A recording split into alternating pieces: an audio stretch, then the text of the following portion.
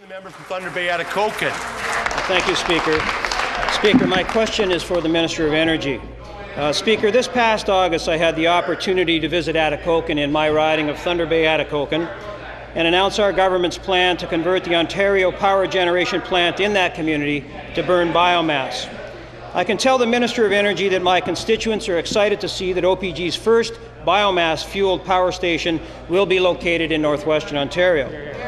The environmental benefits of shifting from coal to biomass are obvious, but for some people the economic implications may be less apparent.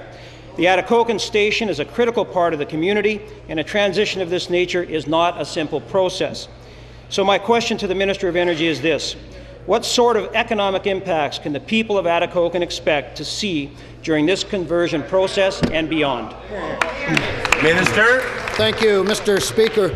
It's through this member's leadership, Mr. Speaker, and tenacity that this landmark conversion is going forward at the Atikokan generating station, and a whole new made-in-Ontario industry is opening up in the northwest. This member worked tirelessly to make that happen, Mr. Speaker, and I can say that in addition to the OPG jobs that are being retained at the station to assist the conversion and subsequent running of the biomass facility, 200 construction jobs will be created in the interim, along with a 25-employee wood pellet fuel manufacturing plant that will be located nearby. Mr. Speaker, I want to share with you the words of the Mayor of Atikokan when he summed up, I think, the feelings of the community in saying, quote, "This is splendid news for Atikokan. We are very grateful to Bill Mauro, our MPP, the Minister of Energy, and the entire McGuinty government for this great announcement. It shows they really care about Atikokan and northwestern Ontario, and we thank them very much for this." Mr. Speaker, these are exciting times for northern Ontario, and I know my friend the Minister. Thank you. Supplementary.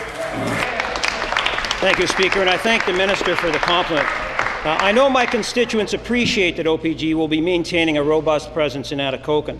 And the Minister makes a good point about biomass and the job potential on the fuel manufacturing end of things. Certainly the prospect of having this kind of industry as a permanent tenant in the north, with the shift to cleaner forms of energy starting to take place around the world and the potential for export, is something I think the forestry industry would be very interested in. Speaker, through you to the Minister, have you looked at the potential for partnership with Ontario's forestry sector with respect to the manufacturing of biofuel pellets for consumption here and abroad? Minister. To the Minister of Northern Development, Mines and Forestry.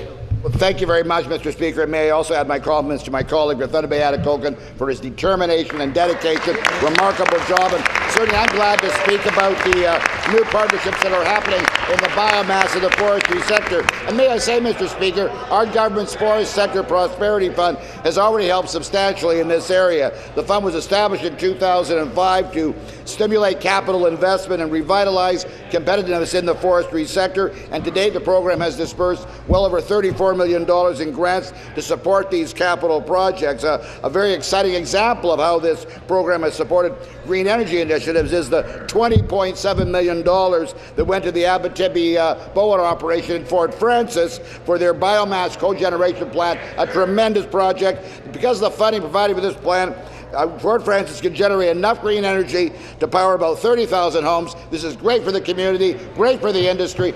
Thank you.